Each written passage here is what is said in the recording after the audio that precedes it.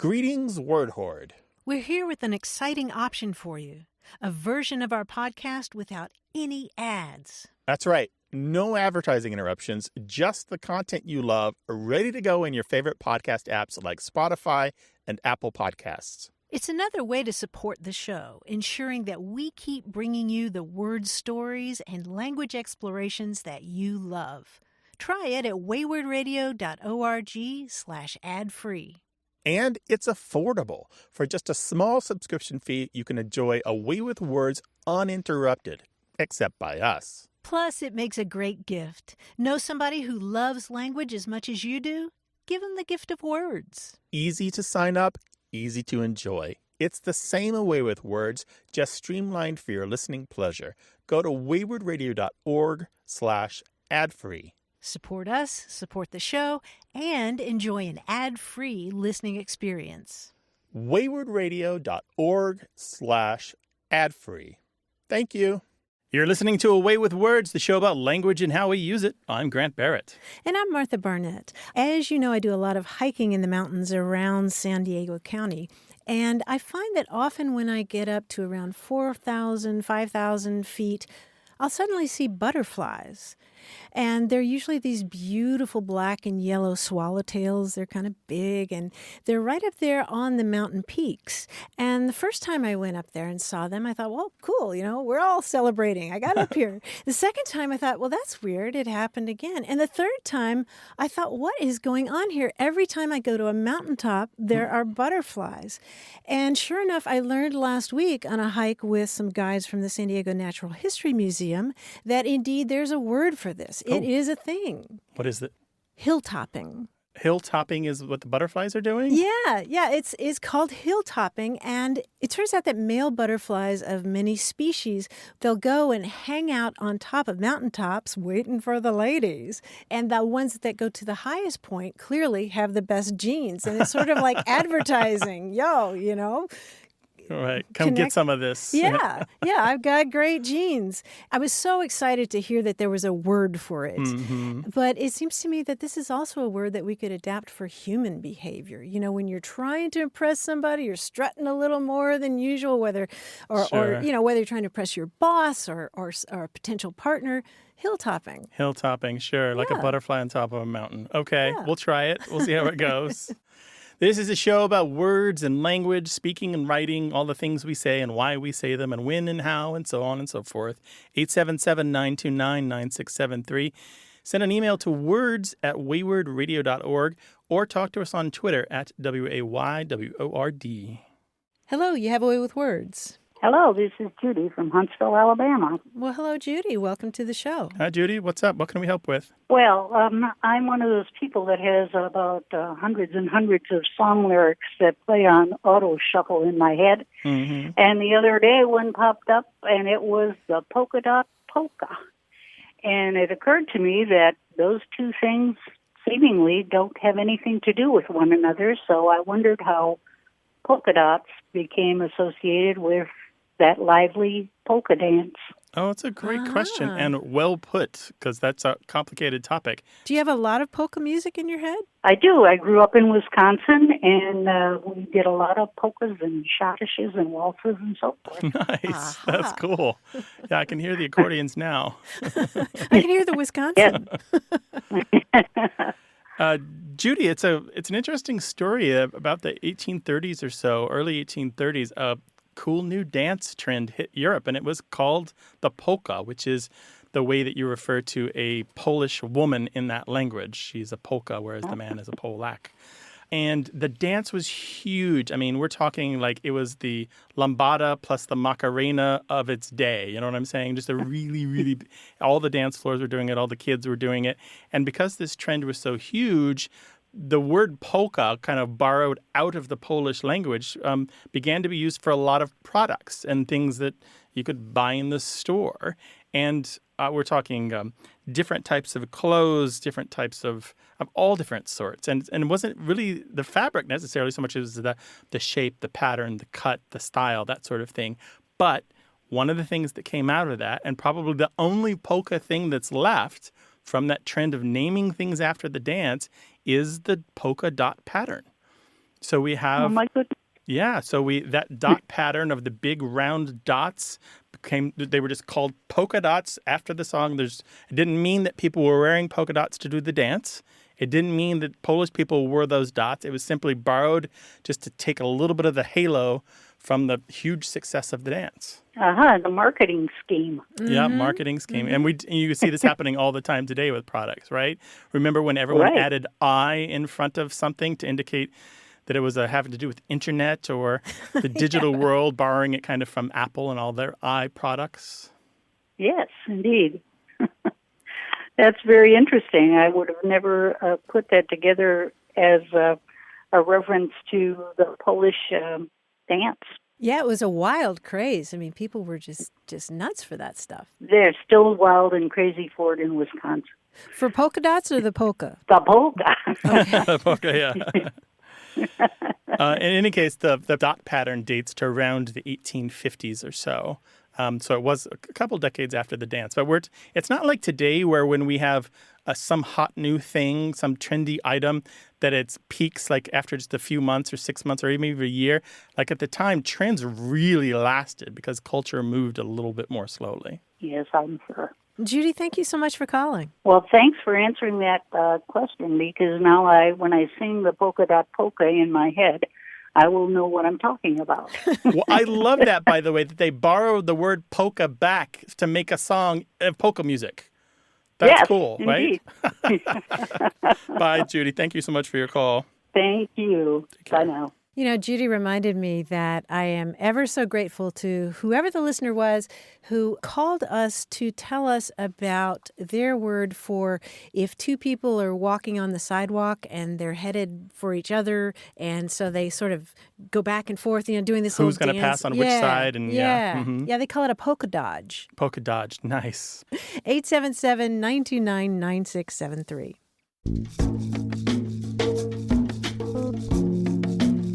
I've been looking at writing advice from Mark Twain again. Mm-hmm. He was not a fan of adjectives. Oh, why? He thought that they were just too much. In Pudd'nhead Wilson, he says, as to the adjective, when in doubt, strike it out. And he wrote a letter to someone, and it said, you need not expect to get your book right the first time. Go to work and revamp or rewrite it. God only exhibits his thunder and lightning at intervals, and so they always command attention. These are God's adjectives. You thunder and lightning too much, the reader ceases to get under the bed by and by. Very good.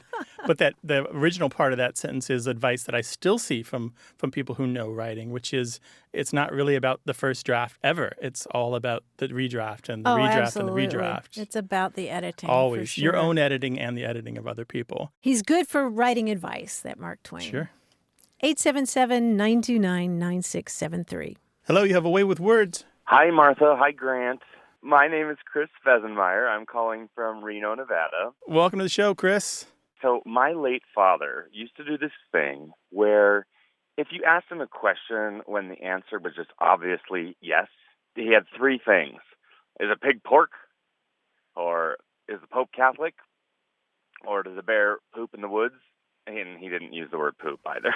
Right. And later, as we all got older, I'm the youngest of 5 kids, and I think by the time we all were old enough to understand the joke, he would just clip it. Pig pork or Pope Catholic. Those are the only 3 that I have in my arsenal, and I was hoping to add a lot more. A lot more. Oh, boy. And also I was wondering, does this kind of thing have span different languages? Is there a thing for this in other languages? It's a really good question. And there's a lot to say about what we call these sarcastic interrogatives. There have been a lot of different terms suggested for it, but the one that seems to have settled in among folklorists at least is sarcastic interrogative. And that's, as you described, it's when somebody asks a question that's really, really stupid. And the answer should be obvious, right? Mm-hmm. And so the response is a question that also has a really obvious answer, and the answer is yes. That's the formula for it, and that's called a sarcastic interrogative. And I love that term. I never heard that. I'm going to keep that in the back of my mind. Well, there's lots of information about that in an article by Charles Clay Doyle that you can find online, and it's called "Is the Pope Still Catholic?" And it's about, it's about 30 pages or so. The one about the Pope being Catholic only goes back, as far as I can tell, to the early 1960s. There are earlier versions of this type of question, like, does a duck swim? There are a whole lot of duck swimming ones that go back at least 150 years. And I know, but that's not funny. yeah, right. Or does a one-legged duck swim in circles? is another version. Oh, that one's funny. The one that I really like is the hole close to a donut? That's something to think about. Okay. But anyway, Charles Clay Doyle goes through all these different languages and historical periods. He even goes back to a saying that he found in ancient Samaria that is, can one get fat without eating?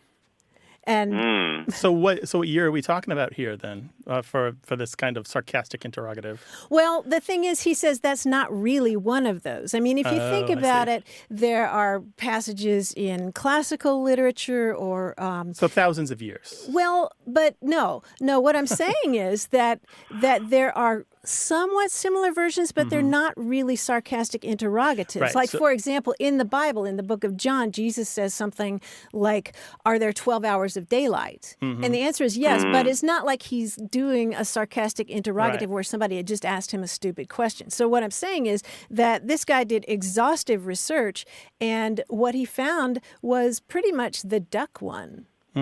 Going back about 150 years. So I don't know that other languages really do this the way that we do. I have seen them in Spanish and French, but only by people that I know to be bilingual.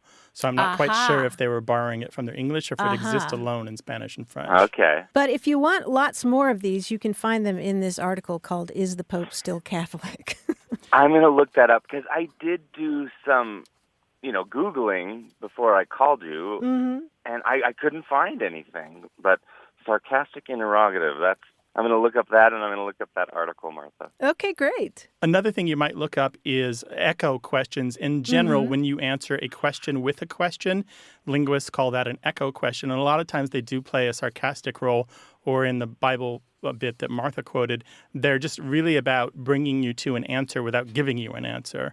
And they're an important part of discourse, how we talk to each other and how we communicate at the secondary level, not on the surface with the words we use. So echo questions. Well, that is really helpful, and I'm just so thankful to talk to you both. Yeah, sure. Our pleasure. Sounds great. Take Thank care you guys now. so much. Thanks a lot for calling. Bye-bye. Bye-bye. Bye-bye. Give us a call or send us an email. The address is words@waywardradio.org, and you can always call us at 877-929-9673.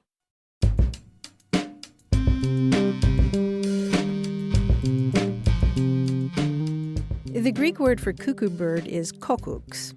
And that is important to us as English speakers because our coccyx, C-O-C-C-Y-X, or our tailbone, Right at the end of your spine. right, is named for the bill of a cuckoo bird because it looks just like one. That's very strange, right? I think it's gorgeous. I think it's part of the poetry of anatomy. So maybe it's somebody who was a zoologist or biologist who studied all life forms, just happened to notice. Yeah, it may have been Galen. I'm not sure who. Interesting. Maybe it's the same person who named our tibias because that's the Latin word for flute. Flute. Okay. Very interesting. 877-929-9673.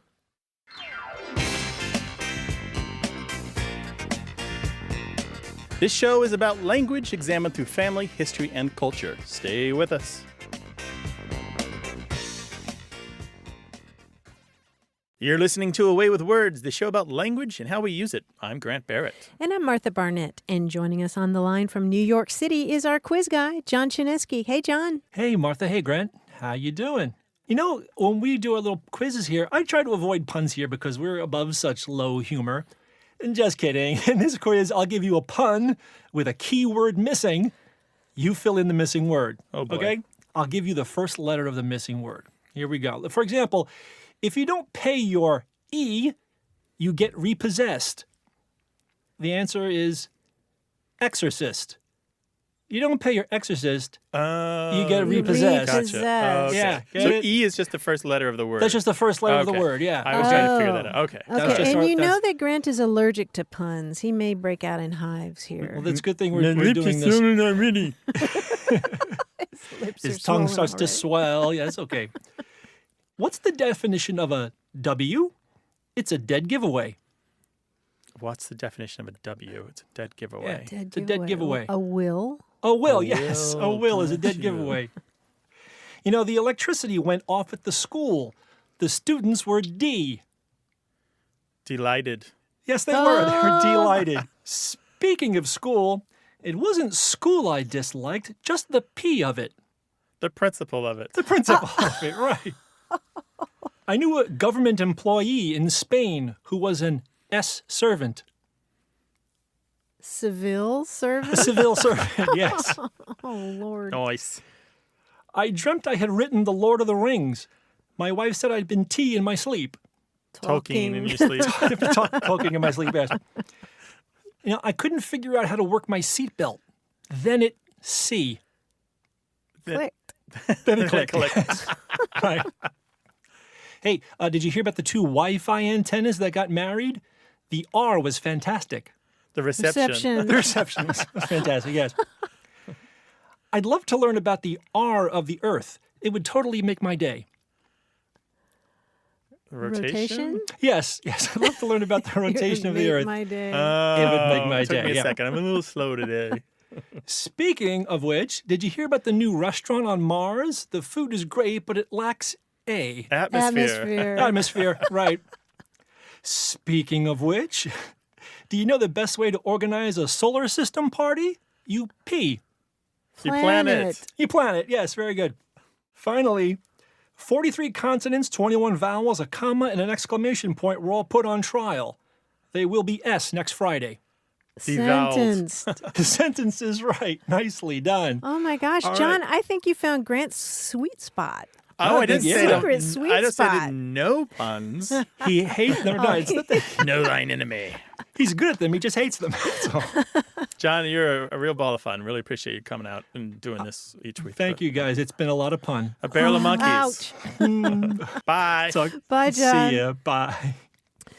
Well, we hope this show has grown on you. Oh, Ouch. I'm dying sorry. over here. I mean, I really am dying over here. You are. You're red in the face and all those little I blotches. think I can reattach these limbs. 877-929-9673. Hit us up on Twitter at WAYWORD and send all your puns to Martha at waywardradio.org. Hello, you have a way with words. Hi, it's Steve Gardner, Hi, Steve. Where are you calling from? Bend, Oregon.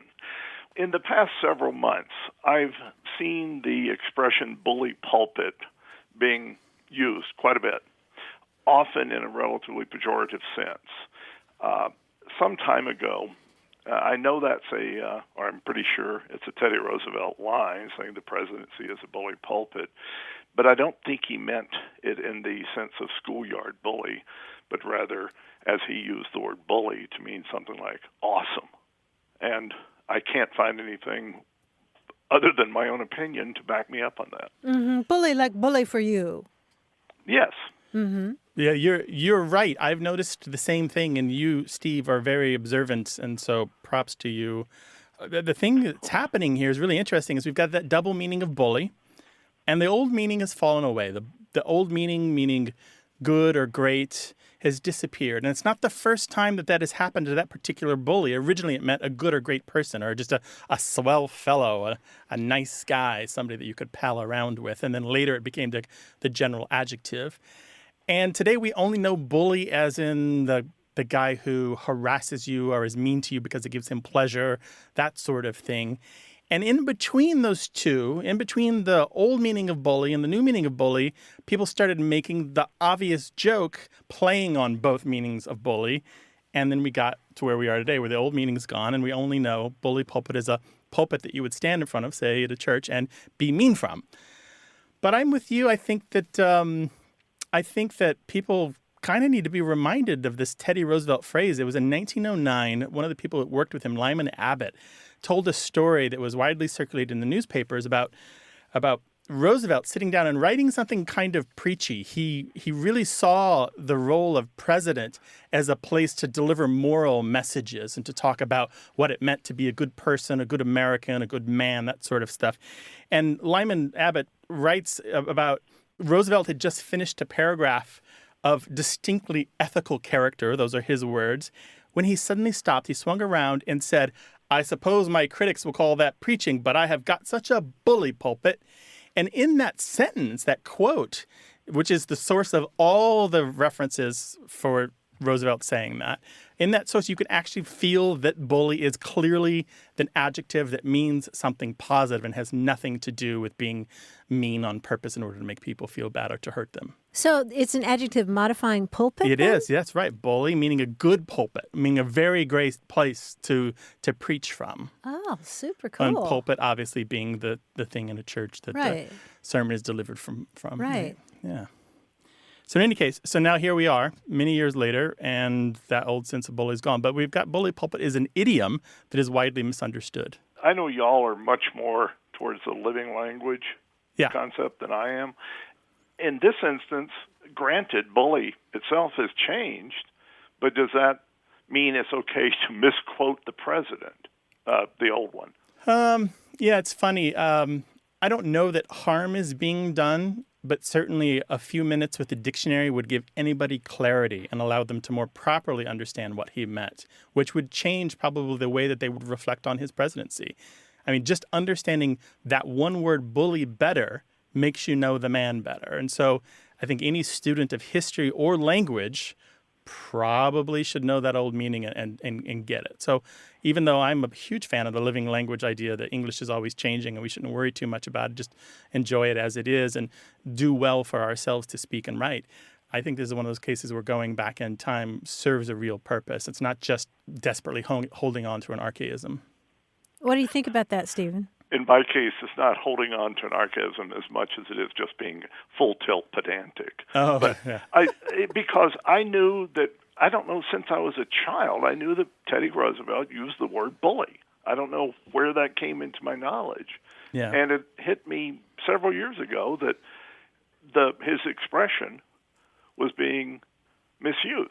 Well, there we go. Bully pulpit doesn't mean a pulpit from which someone is mean to people. It means a great place to deliver your messages and your ideas. Thank you very much for calling. Really, call us again sometime, all right? Thanks. Take care. Take care. Bye. Thanks. Bye-bye. Hello, you have a way with words. Oh, hi. This is Hamid calling from San Diego. Hi, Hamid. Welcome to the show. Thank you for having me. What's on your mind? You know, my wife is a recruiter, and she's always constantly trying to fill these high-profile roles, and she'll come home from work and say, you know, I spoke to this candidate, and this candidate's a Shoo-In, and she says that all the time. I've always wondered, you know, what does that necessarily even mean, and what maybe the history behind that was. I always thought it was a real interesting way of saying if something was guaranteed or easy or obvious, but I didn't really understand or couldn't really. There's not much to it to really get much out of it to really understand where it came from. Mm-hmm. And Hamid, how are you spelling it? I don't think we've ever actually put it on paper. I think it's just been one of those things that we've just kind of verbally thrown around. Okay. Are you picturing a shoe, like somebody getting a foot in the door? That's exactly what I'm thinking. I don't know if it was maybe, my natural feeling would be maybe a shoe that fit well. Maybe, you know, it was just a natural fit. You know, the shoe fit perfect. But I'm not sure. Okay, well, this may surprise you, but it's not even spelled that way. It's SHOO -in, a shoe-in. And the shoe, in this case, is the kind of shoe when, say, a pesky gnat is flying around your face and you wave it away and you shoo it away. You know, you're shooing chickens around a barnyard or something. So you're making this noise saying shoo, shoo, and you're literally driving them away, say, with your hands or something. Or driving them toward a goal rather than away. Yeah, toward a goal. Yeah, and Grant is leading up to the other really cool part of this expression, shoe-in, because it comes from the world of horse racing. And the fact that sometimes when people would rig a horse race and they would secretly agree, well, this horse is going to win. and all the jockeys agree on that, then what happens in this sort of prearranged race is essentially that the other horses sort of shoo the winner across the finish line. It's like they're driving the winner across the finish line, and so that winner is a Shoo-In. Well, I had no idea. Yeah, I literally thought it was a well-fitting sneaker. I had no idea. That's as far as I got with it. Yeah, and in the horse racing, the other thing there to keep in mind is it usually was a horse that wasn't expected to win. So there's a little bit of a joke there. If you're shooing it in, it's a horse that just can't do it without some encouragement. So everyone else is reining back their horses, and the Glue Factory nag is just having to be like provoked just to get across the tape. Wow. Well, then that makes it seem like it's not a well-deserving, victory. Although it's changed now. Now it is. Now it typically means like they're a cinch, they're a lock, they're a natural.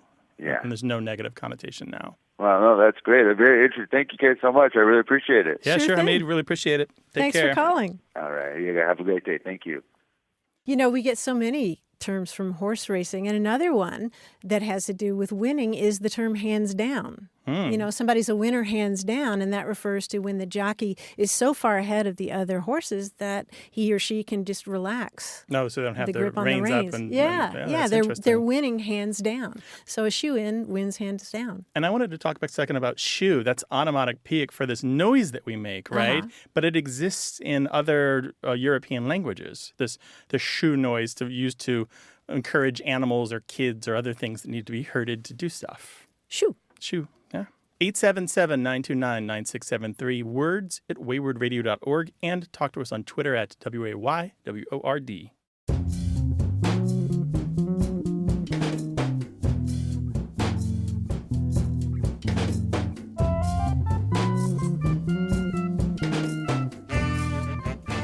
I grew up in Kentucky where the state religion is basketball, and so I played many, many rounds of horse as a kid. Did you play horse? A little bit, yeah. Yeah. And you know how you do it. You throw the ball through the hoop, and if you get that... And then the other person has to throw it from the same place you threw it? Is that the one? Yeah, and if they miss, then they get a letter, and it goes HORSE, and if you get all the letters, then you lose, right? Oh, see. Gotcha. I thought of that the other day because I was watching a video of Steph Curry, the basketball player, who dropped in on a group of students who were playing basketball. And, of course, they were all really excited that this basketball superstar was there. And they thought that he was going to challenge them to a game of horse. But he said, no, I'm not going to challenge you to a game of horse. I'm going to challenge you to a game of sesquipedalian. Give them a chance. Yes. And so, no, he of course, won. Of course, yeah. How old were they? Probably high school. High school, but still a story they'll talk about their whole Oh, my lives, gosh, right? Yeah. Yes. And it reminded me of how much I love the word sesquipedalian, which comes from Latin words that mean literally a foot and a half long. The sesqui is like sesquicentennial, 150, and the pedalian is like, all those pedal words, all those words that have to do with your feet. So a sesquipedalian word is a word that's a foot and a half long. Foot and a half long. Hit us up on Twitter at WAYWORD. Hello, you have a way with words. Hi, this is Rodney from Suffolk, Virginia. Hi, Rodney. Welcome to the show. Hi, thanks. What can we do for you? Well, I'll tell you the word I'm interested in. I used to hear my grandmother say every once and again when I was younger is the word tattoo. And as I got older, of course, I knew tattoo was related to skin art. But the way she used it was when her and my grandfather would go see a concert or a band, if she really raved about it, talking to other family members or friends, she would say it was just such a wonderful tattoo. And it never really struck me as a child until I got older, and I wondered why she would use, that word in that type of situation. And did she say it about concerts specifically or other things? There was other things, she would use it if, she went to a wedding, but I think it was mostly if it had to do with, if there was a music behind it, that kind of thing. That was the whole tattoo, it was such a wonderful tattoo is how she would say it. Oh, interesting. And it never struck me until we moved to the Virginia area. My wife's in the military, and they have what's called the Virginia International Tattoo. And come to find out, it has nothing to do with skin art or anything along that nature. And tell us what that is. Honestly, I've never been. I really don't know, other than there is music behind it, or it's music orientated. And it's like a concert or something? Or apparently it's many different bands. I think there's also like a Scottish type bagpiping and things of that nature. That makes sense. Yeah, part of the problem here is that there are two different uses of the word tattoo, Tattoo, and they're completely unrelated. There's the tattoo that, as you said, refers to skin art, and that comes from the languages of the South Seas, where tattoos, I think, originated or were first observed by Westerners. And then the other kind of tattoo is a kind of military signal that calls sailors to quarters at night or calls in soldiers, and it's a kind of signal that gets sent out to them to tell them to come on in. But that has a Dutch origin and isn't related to the Polynesian or Micronesian languages. Right. Yeah. So it's two different words that are spelled exactly the same, two different tattoos. Ain't English wonderful? Yeah. Yeah, and so what I'm thinking is that this kind of tattoo may have to do with sound. You know, the fact that a tattoo, a military tattoo, can call soldiers in for the night. So we're talking bugles and trumping or drumming. drumming. That kind of thing. So, okay, well, that makes a little more sense.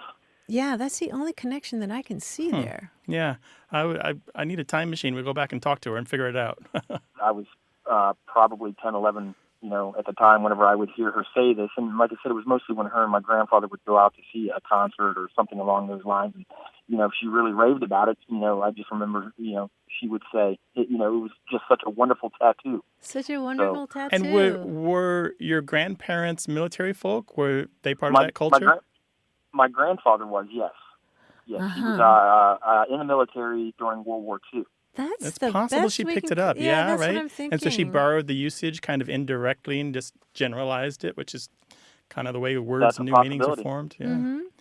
Well, cool. If we find out more about somebody else using tattoo kind of as a compliment or catchphrase like that, we'll let you know, Rodney, all right? That'd be wonderful. Thank you so much. Thank you for your call. Really appreciate it. Yeah, thanks for sharing this linguistic heirloom with us. Thank you. Bye-bye. Bye. All right. Bye, Rodney. 877-929-9673, or tell us all about it on Twitter at WAYWORD.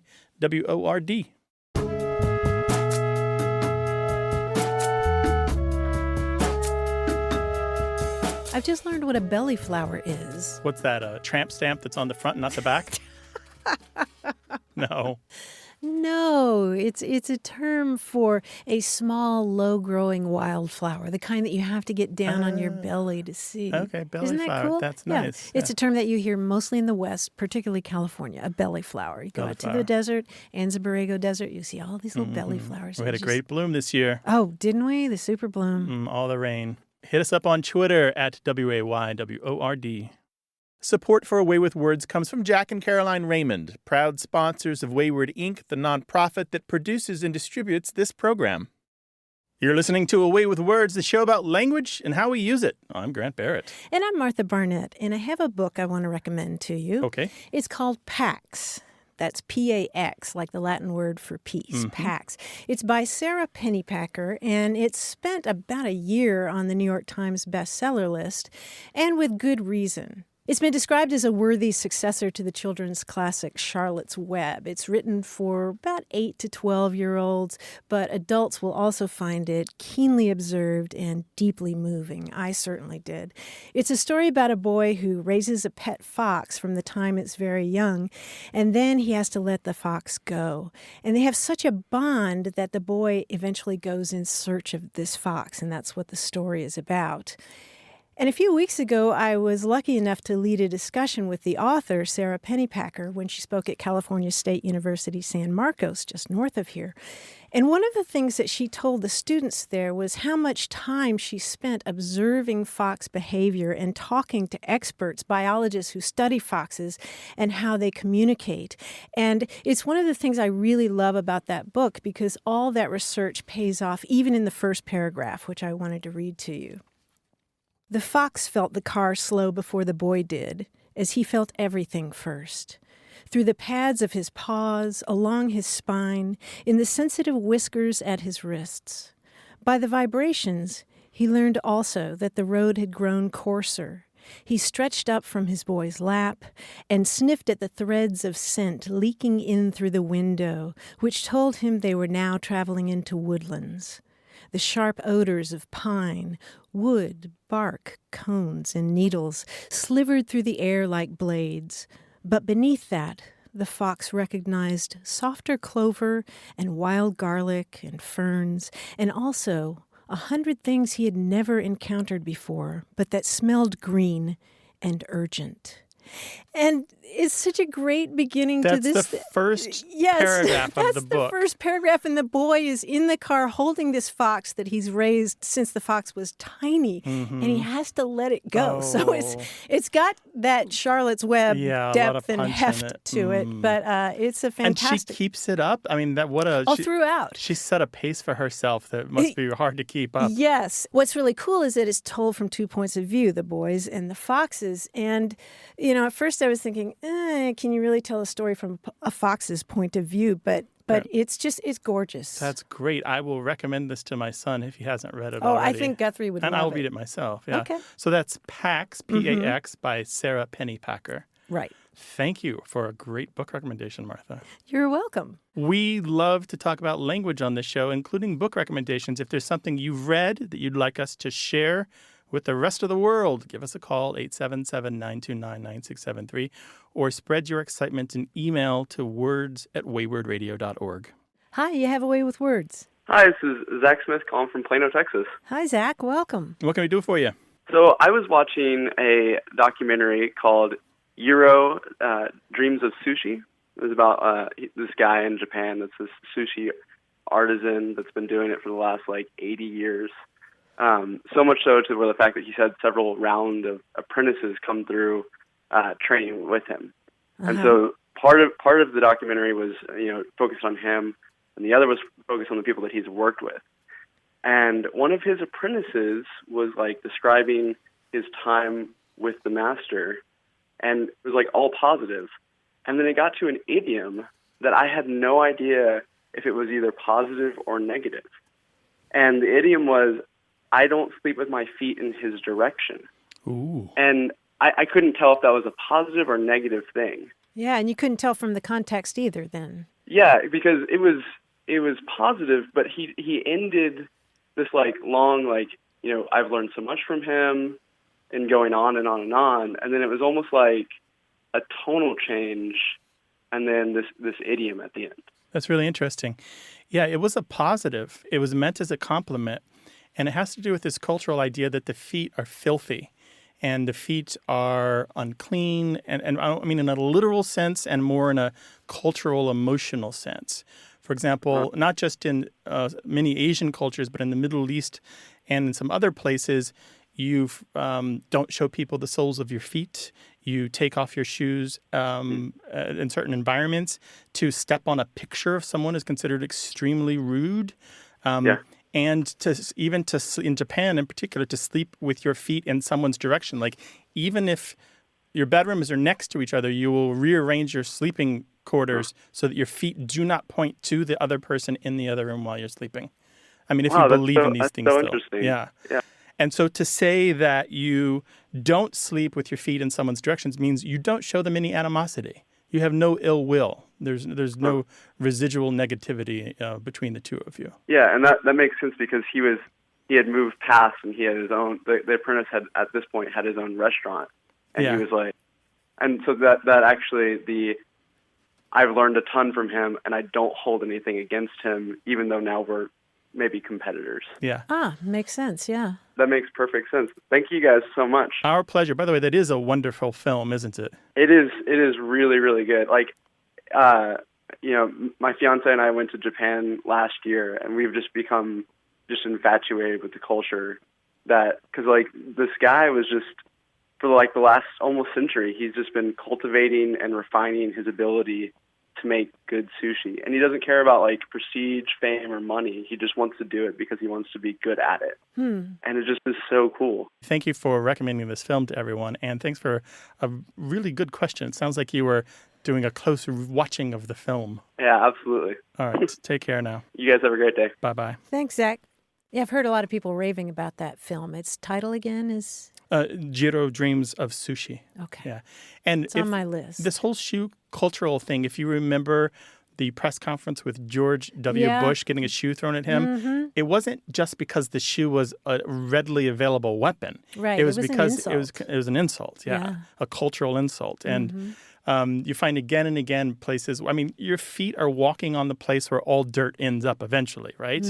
Everything that happens in the world ends up on the ground, and then your feet are traipsing through it, and then you track that into the house. It's really interesting. Yeah.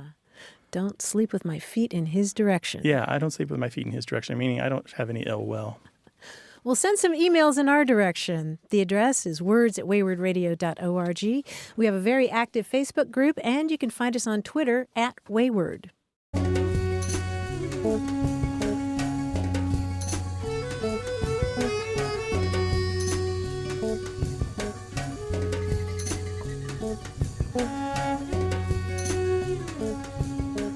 I was talking earlier about my conversation with the children's book author, Sara Pennypacker, and we were talking about the fact that usually writers of children's books do not collaborate up front with the artists or the illustrators.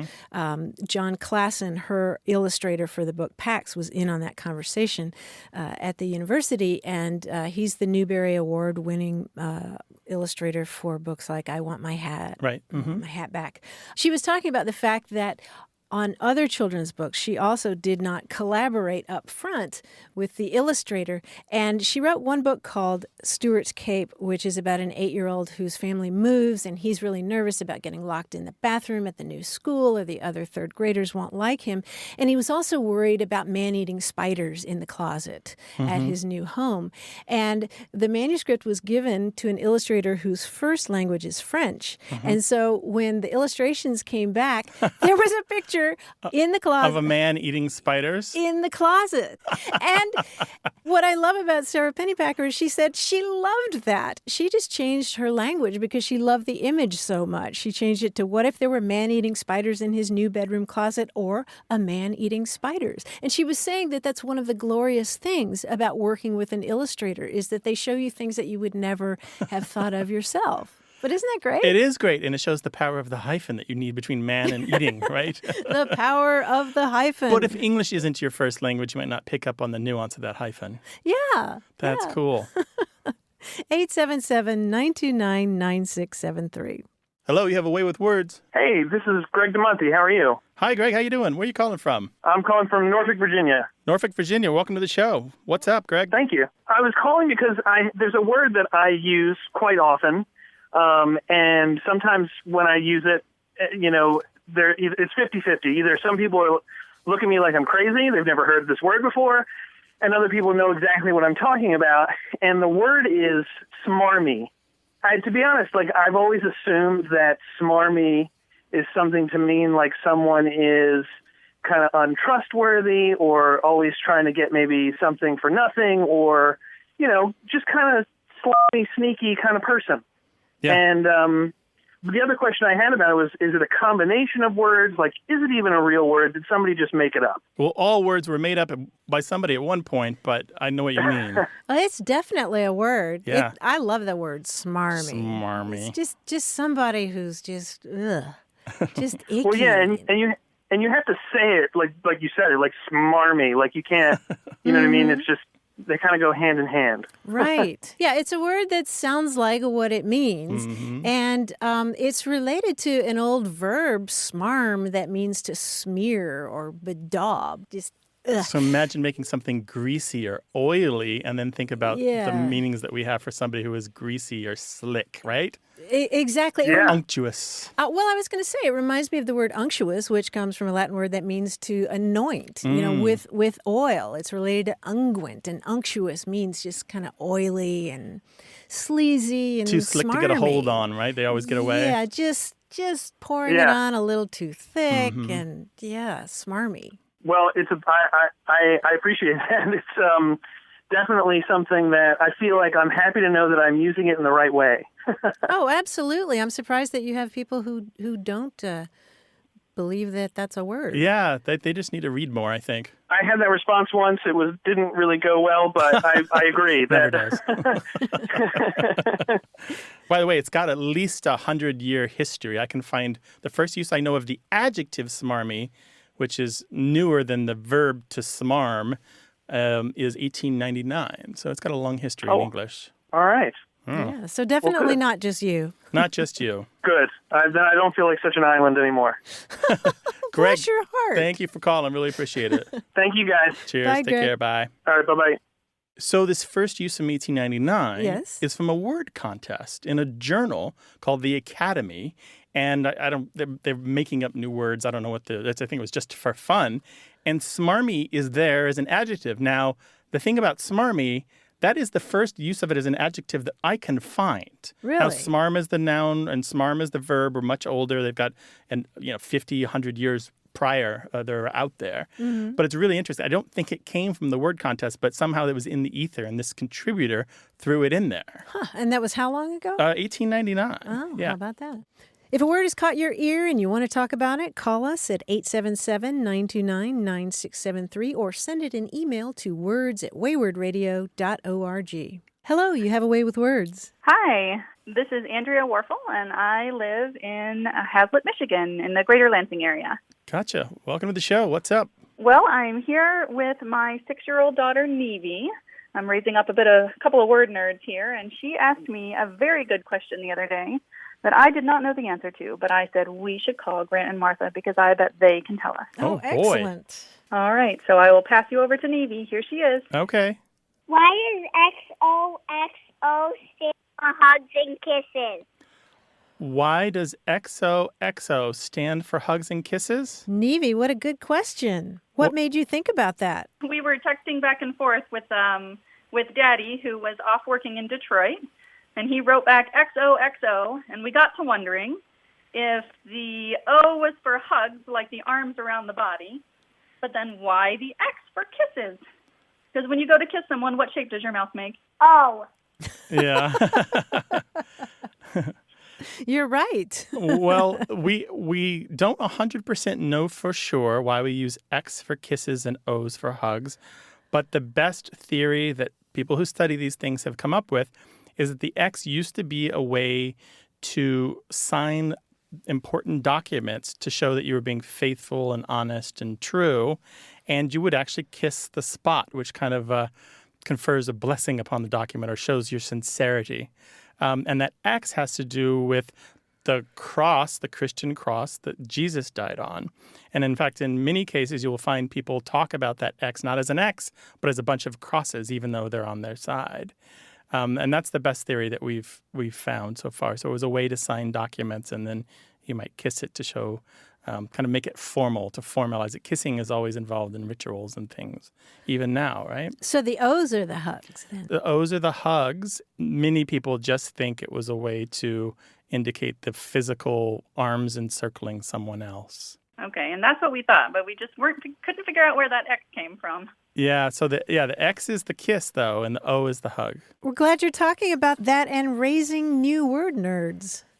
Yeah, we try. Her name is even a portmanteau. She goes by Nevy for short. Nice. So. My real name is Neva Lita, and we smushed 6 people together to make Neva Lita. Oh, you're so sweet. Well, thank you guys for your time. Thank you, Andrea. Thank you, Nevy. All right, Nevy, will you call us again sometime? Yes. All right. Excellent. Bye-bye. Take care now. Bye. Bye-bye. Oh, how sweet is that? We don't 100% know that that's the origin of the XOs. We do find X and O's being used quite a ways back, 100, 150 years, but sometimes it's not clear. Sometimes it just looks like they might be putting a row of X's to separate two sections, because there's nothing else listed about kisses or love or anything like that. Mm-hmm. So it's one of those origin uncertain ones. Oh, those are so frustrating, aren't they? Mm-hmm. But how great to see that young curiosity. I know, right? And that little voice. I know. Well, we welcome your little voice or your big voice, 877-929-9673. Email words@waywardradio.org. Talk to us on Twitter at WAYWORD, or join our Facebook group and talk to thousands of like-minded word nerds like yourself.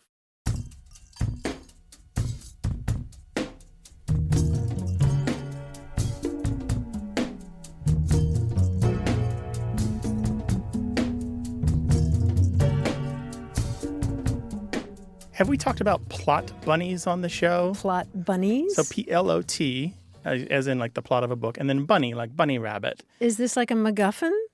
Kind of. A plot bunny is a writing idea that you have that you can't get rid of. It just will not leave your brain. It constantly comes up. And the only way to expel it is to write it. Ooh, I like that. You have to put it down on paper or put it down on the computer, one way or the other, and purge yourself of the plot bunny. But as they say, the problem with all bunnies is that they breed. I was going to say. Plot bunnies make other plot bunnies. They take over your life. I learned that from the writing community. And I know we've got a ton of writers who follow the show. So plot bunny is probably something they're all going, yes, I know the feeling. It won't let go. It will not let go. You have to purge yourself of it. Well, write to us, words@waywardradio.org, or find us on Facebook and Twitter. Want more Away with Words? Listen to years of past episodes at waywardradio.org or find the show in any podcast app or on iTunes. Our toll-free line is always open, so leave us a message at 877-929-9673 and we'll take a listen. We love to get your messages at words@waywardradio.org or hit us up on Twitter at WAYWORD and look for us on Facebook. This program would not be possible without you. Grant and I are out to change the way we listen and think about language, and you're making it happen. Thanks also to senior producer Stephanie Levine, director and editor Tim Felton, director Colin Tedeschi, and production assistant Emma Kelman in San Diego. In New York, we thank quiz guy John Chinesky and that master of keeping it real, Paul Ruist at Argo Studios. Away with Words is an independent production of Wayward Inc. From the Recording Arts Center at Studio West in San Diego, I'm Martha Barnett. And I'm Grant Barrett. So long. Bye-bye.